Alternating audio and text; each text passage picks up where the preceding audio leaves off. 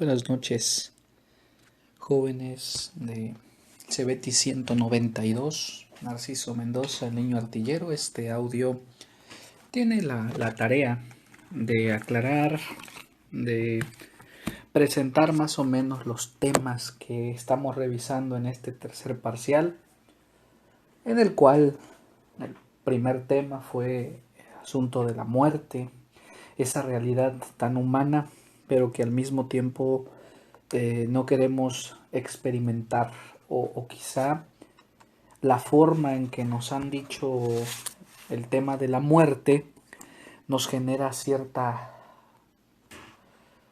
dificultad de comprender lo que es una de las demás realidades del ser humano, ¿no? Bien, pues estamos entrando a analizar ahora de la filosofía, por una parte el asombro, pero por otra parte otros temas que, que son contemporáneos y que siempre lo serán, en tanto a que el hombre, aunque va naciendo, al nacer se va poniendo al contacto o se va poniendo al corriente de lo que en el mundo ha ido ocurriendo. Y esa es una de las cuestiones importantes tanto de la historia como de la filosofía. Y cuando digo de la historia no estoy hablando solo del pasado memorístico, anecdotario, sino de la revisión de lo que otros humanos han hecho en distintas áreas para nosotros poder estar aquí pensando de esta manera, pensando de otra manera, con este Dios, con estos dioses, con estas creencias, con este fenómeno científico y con este mismo instante, por ejemplo, de extrañamiento ante lo desconocido. Debo decir que este audio lo vamos a, aunque va a ser el mismo comentario, el comentario 7, lo vamos a dividir en dos, pues para hacerlo un poco más flexible, más relajado. En este primero voy a explicar un poco sobre los temas que vamos a ver, y por aquí hablar, introducirlo a través de el libro El mundo de Sofía, ¿sí?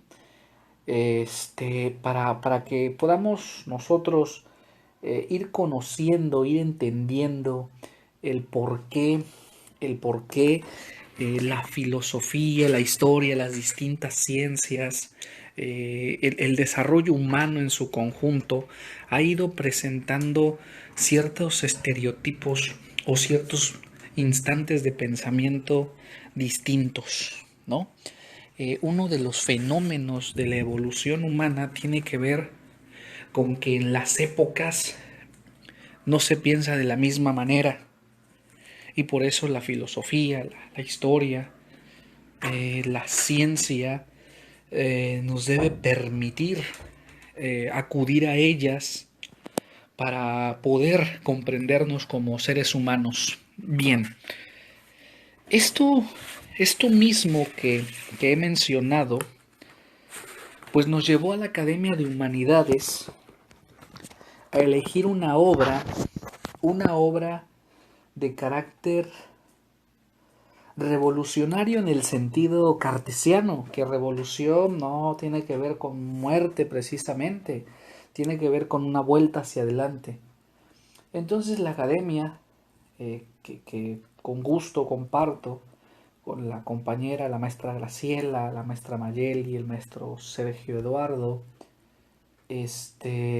maestro Ismael, que constantemente nos apoya, encontramos un librito, ¿sí?, que se llama El Antimanual de Filosofía, que el prólogo lo está haciendo José Antonio Marina, y bueno, el compilador, el organizador es Michel Onfray.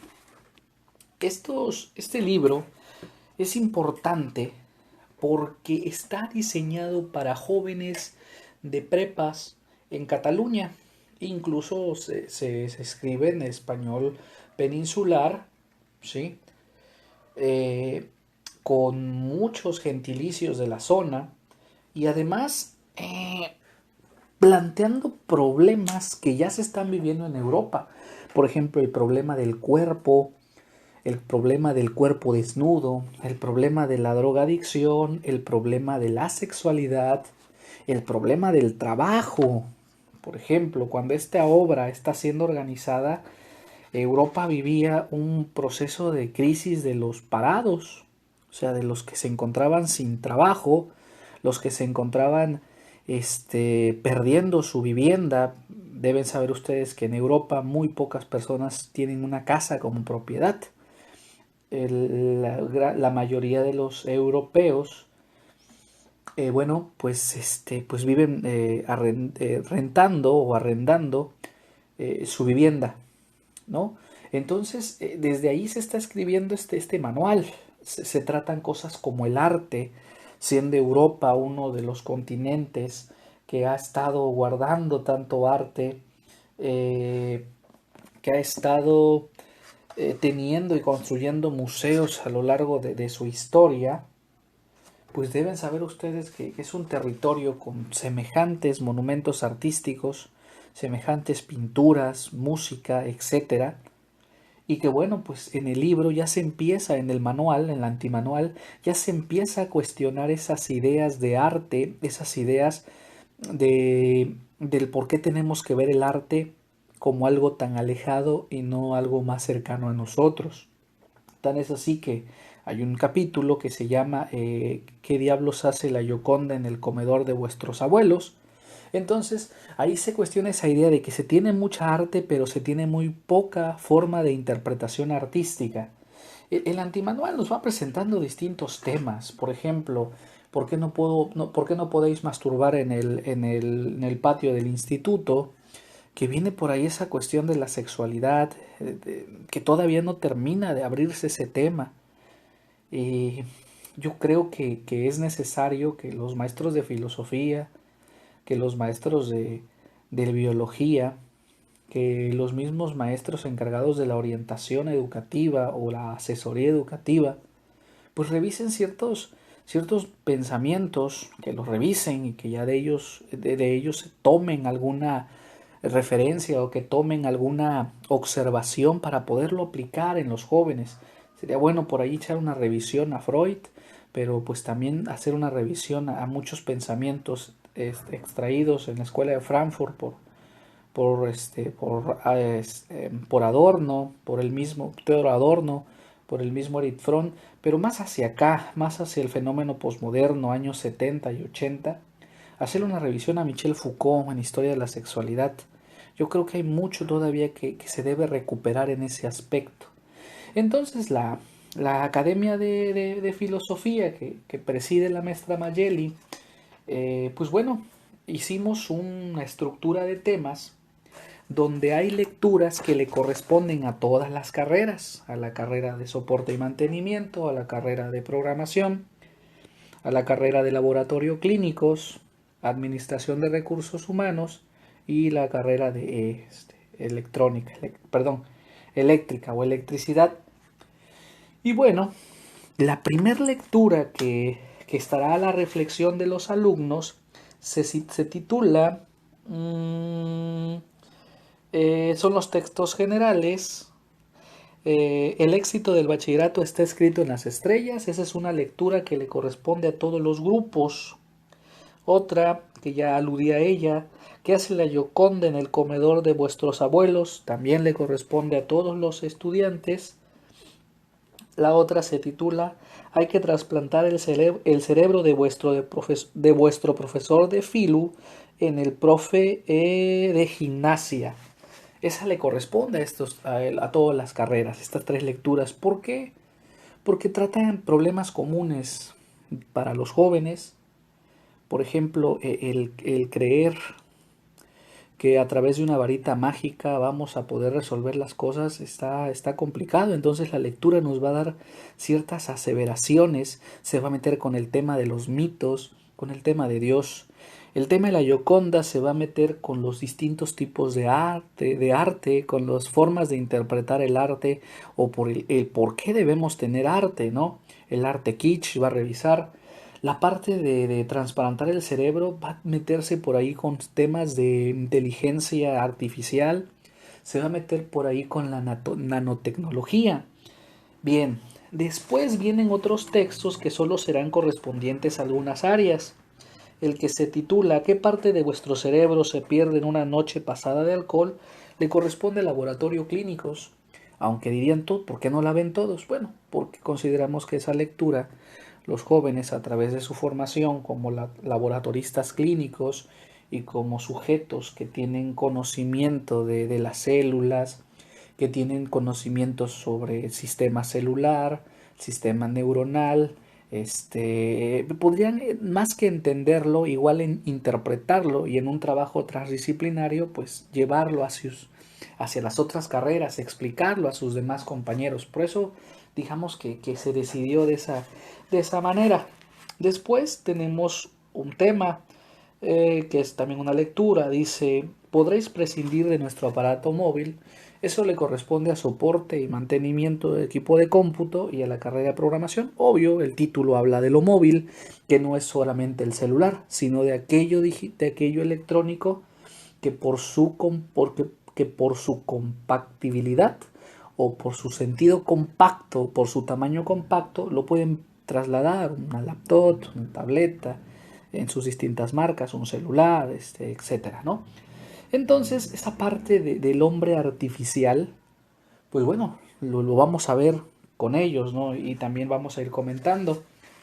Por último, al área correspondiente de Administración de Recursos Humanos le toca un texto que es una pregunta. ¿Es el que cobra el salario mínimo el esclavo moderno? Pues sí, también le entraría a todas las áreas, pero ellos tienen un lenguaje, ellos llevan derecho, bueno, llevan legislación, un poco de legislación laboral, ley federal del trabajo, remuneración, contratos.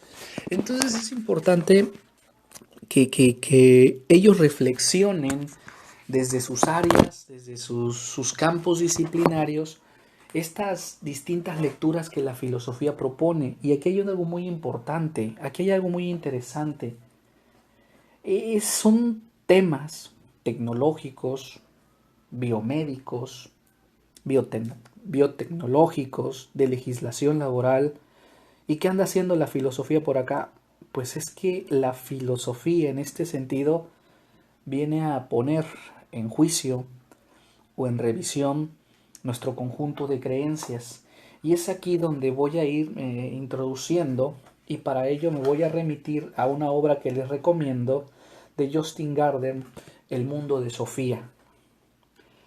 El mundo de Sofía es un libro voluminoso que en los años, yo creo que 80, mis tíos, mis profesores hablaban, ¿no? Y mis tíos también los escuché en algún momento aludir al tema. Era un libro clásico, era un libro leído, era un libro comentado. O sea, decías, llegué a la clase de filosofía, el libro que debería estar allí es El mundo de Sofía de Gardner, ¿no? Entonces, ¿por qué? Bueno, porque es un libro voluminoso, sí, pero que hace un recorrido histórico, pero no histórico anecdotario, no, no, no, a través de una forma novelada, de una forma de hacer historia novelada, la historia novelada, pues hace un recorrido a través de ciertos personajes obviamente ficticios, y en especial el personaje central es la filosofía, pero digamos que el segundo personaje central es un sujeto desconocido que le está enseñando filosofía a una adolescente. Esa adolescente es Sofía. Y otro personaje por allí que vendrá Jorum, que es la amiga de Sofía, pero también está el personaje del perro, ¿no? No sé, en la filosofía siempre ha estado presente por un conjunto de animales, el perro, el águila, el león, el tigre, bueno, el tigre no, el águila, ¿no? Ya lo había dicho. Entonces, el perro es algo elemental en la filosofía, bajo esa idea de que acompaña al hombre, ¿no? Desde que se empieza a domesticar el humano, el perro, el caballo, desde que se empieza la cuestión de crear ciertos territorios, que es el sedentarismo, pues siempre al hombre lo va a acompañar el perro. Entonces, no me parece extraño que un emisario o un mensajero que le lleva a Sofía las cartas, pues sea un perro, que es Hermes, ¿no? Entonces, por ejemplo, Garden ahí presenta esta idea, ¿no? Del perro acompañando al hombre. Y de los capítulos que quiero aludir aquí, es uno que se llama El sombrero de copa, Un ser extraño y los mitos, ¿no? Y los mitos lo vamos a recuperar un poco cuando dé la explicación de podéis encontrar el futuro en las estrellas y eso, ¿no? Bien, el asombro. Dice personaje que está enviando las cartas a Sofía que el niño y el filósofo son los dos seres que se asombran. Que el niño y el filósofo, el niño porque apenas está conociendo al mundo y el filósofo porque quiere conocer más el mundo, pues se asombra. Y gracias a ese asombro le permite indagar, le permite reflexionar o atender los problemas esenciales del mundo. Y aquí se mete mucho a analizar y a decir que la filosofía no trata la cuestión superficial, sino que la filosofía va a buscar reflexionar sobre los temas profundos, los temas esenciales del ser humano, el origen, el qué será después del mañana, qué será después de esta vida, cómo evolucionarán los hombres, la existencia de Dios. Ahora, también dice que hay otros que no son filósofos, que viven en la cotidianidad haciendo lo que se les pide, ayudando a integrarse al mundo, colaborando, trabajando, pero que todo lo hacen de manera mecánica o de una forma irracional. Es decir, tengo que trabajar porque tengo que trabajar, pero no hay una reflexión sobre la importancia del trabajo como algo que le permite al hombre evolucionar y ser un ser más perfecto o un ser más avanzado en este proceso evolutivo del género. Entonces, por aquí se hace una cuestión de una metáfora muy interesante con el prestidigitador. El prestidigitador es un mago, o sea, eso es un mago que saca un conejo del sombrero de copa, ¿no? Y todos dicen, pues el prestidigitador saca el conejo y ya todo mundo le aplaude, todo mundo lo da por sentado, pero nadie cuestiona. Nadie cuestiona que ese prestidigitador podría ser Dios o ese prestidigitador podría ser el mundo político que hace actos de magia y aparece conejos de un sombrero y de una mascada totalmente nada que ver con el conejo, pero el prestidigitador lo hace y entonces encanta al mundo y al encantarlo, pues la gente sigue ese prestidigitador porque les da todo, porque los distrae, porque los sublima, porque nos hace sentir diferentes. Pero entonces aquí dice el que le escribe las cartas a Sofía para darle un curso de filosofía, le dice, hombre, que el filósofo no se queda dentro del conejo. Adentro del conejo están los que están conformes, los que no quieren cuestionar, los que no quieren cuestionar porque la vida se les complica, pero que el filósofo es el que se queda en los pelos del conejo, arribita en las orillitas del pelo de conejo y le jala los pelos a ese conejo para poderlo interpretar. O sea, aquí vemos que, por ejemplo, del capítulo 7 de la República de Platón, donde se habla de la caverna, pues aquí Garden elimina la cuestión de la caverna y habla del conejo. Entonces, el filósofo es el que sale del conejo, se agarra de los pelos del conejo, de esos pelos finitos del conejo, y empieza a darle una reinterpretación al mundo. Entonces dice que ese es el filósofo. Ahora, otra metáfora que me parece interesante allí como recurso literario es esta idea de que está Tomás, la mamá de Tomás y el papá de Tomás en una mañana cualquiera en un comedor y de repente el papá empieza a levitar, o sea, se eleva, ¿no? Entonces el niño dice, mi papá está volando. Y ya, lo ve y va a esperar que deje de volar hasta que el papá llegue y se siente otra vez en el lugar de la mesa. Pero cuando la mamá se asoma y ve al señor volando, pues se asusta, se le cae dice ahí el traste de mermelada ¿Y por qué ocurre esto? Le explica Sofía. Bueno, porque tenemos tanto conocimiento previo o tantas cosas ya estipuladas o que nos han hecho creer en ellas que ya no las queremos cuestionar. Y entonces, si ocurre algo que no estaba ordenado en nuestro cerebro, si ocurre algo que no estaba programado en nuestro cerebro, entonces eso que no está programado nos asusta, nos rompe, nos constriñe, nos cierra el mundo, como el coronavirus. O sea, trasladémoslo a nuestro tiempo. Esta pandemia nos ha constriñido el mundo, nos ha empequeñecido el mundo, nos ha hecho que pensemos al mundo como un lugar totalmente inseguro, totalmente pequeño, inútil, que no sabemos qué va a pasar. Unos ya quieren regresar a trabajar, otros están desempleados, otros no saben qué hacer con la política, otros buscándole cómo cuestionar a los presidentes en los países, otros sacando teorías de la conspiración con respecto a este fenómeno. Entonces dice Garden a través de los personajes, en este caso la persona que, bueno, ya les diré, es un anciano que empieza, no diré más de la obra para que la lean. Es más, estoy a punto de contarles el final, pero no lo voy a hacer. A través de este sujeto, este señor que está dándole cursos de filosofía a Sofía, le está diciendo que esta mujer se asusta porque lo que ve a su esposo volando rompe la estructura que ella tiene dada. Y el niño, pues bueno, regresa, se siente el papá y dice, bueno, mi papá entiende que llegó el momento de sentarse a comer, ¿no? Y por allí va a entrar un rollo del pasado y el presente a través de la mamá de Sofía.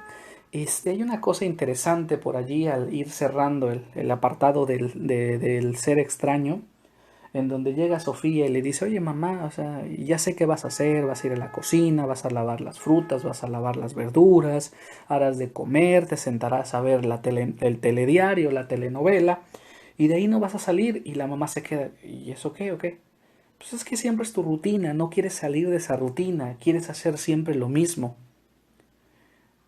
Mamá, ¿no te has cuestionado que el mundo podría ser de otra manera? Y la mamá le dice, oye Sofía, es que tú no te estás metiendo en problemas de drogas, me asustas, calma. Se lo dice más adelante. Sofía ríe. ¿Por qué? Porque Sofía entiende que su mamá es uno de esos seres que vive en un mundo ya hecho y que ese mundo ya no puede ser de otra manera, ya no puede reformarse. Entonces está esa idea de que la filosofía tiene ese carácter revolucionario, no precisamente violento, sino que tiene ese carácter de girar hacia adelante, de moverse, de que el mundo no está estático, de que el mundo va creciendo. Entonces, al elegir estos temas y abordarlos aquí en filosofía, la idea no es generar un proceso revolucionario radical, sino es desde la filosofía demostrar que la filosofía es un quehacer útil, que la filosofía no es para eruditos, que la filosofía no es para doctores, que la filosofía es para todo aquel sujeto que decida en cierto momento pensar por fuera, diría Darío Stanriver, por fuera del canon, diría Nietzsche, pensar por fuera de los ídolos, diría el mismo Sartre, a la intemperie, o sea, vivir por fuera, sin techo, ¿no? Me gusta esta parte correspondiente a la filosofía. Entonces las lecturas que ya mencionamos aquí, lo que habla sobre las estrellas, sobre la Gioconda, la correspondiente al cambio de cerebros, del profesor de filo al de gimnasia, la correspondiente a poder prescindir del móvil, lo del alcohol y por supuesto la del asalariado, son lecturas que no van a estar pensadas desde la normatividad, desde la legalidad o desde la cotidianidad. Esas lecturas están pensadas muy por fuera de todo esto. Bien, esta es la primera parte del comentario 7.